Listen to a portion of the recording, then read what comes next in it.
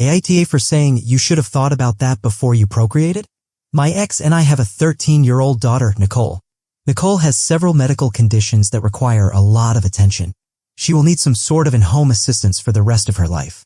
While we have an aide to help a couple of days a week, it is still a challenge. The outcome of Nicole's condition became clear when she was 2. At that point, my ex and I agreed we wouldn't have more kids because it wouldn't be fair to anyone. There'd be no way we could focus attention on 2 kids.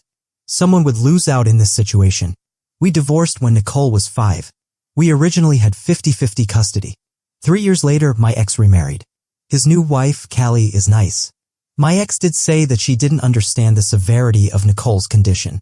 I figured there was a learning curve.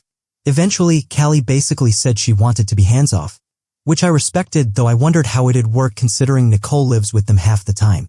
Last year, my ex and Callie had a baby. I was a little surprised given my ex was always firm on not having more kids but figured it wasn't any of my business. He did begin to complain that it was a lot of work juggling Nicole and the baby. I sympathized but really didn't know what else to say. Recently, the venting got worse.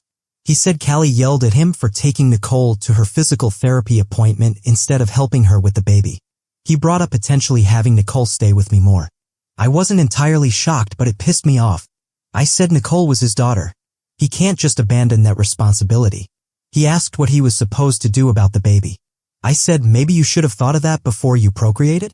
I mean, really, we discussed this 10 years ago as to why it'd be hard to juggle 2 kids. Why did you think having another would be a good idea? He got quiet and said Callie wanted a baby. I said that isn't enough of a reason and maybe he should have thought harder before bringing more life into this world. The conversation ended with me saying I'd call my lawyer and we could arrange for him to have less custody as I'd rather my daughter be properly cared for than be viewed as a burden. Callie called me that night very upset that I had made my ex cry and that I said her baby shouldn't exist. I said that's not what I said completely, more that they didn't think it through. She called me a jerk. So, am I the a-hole?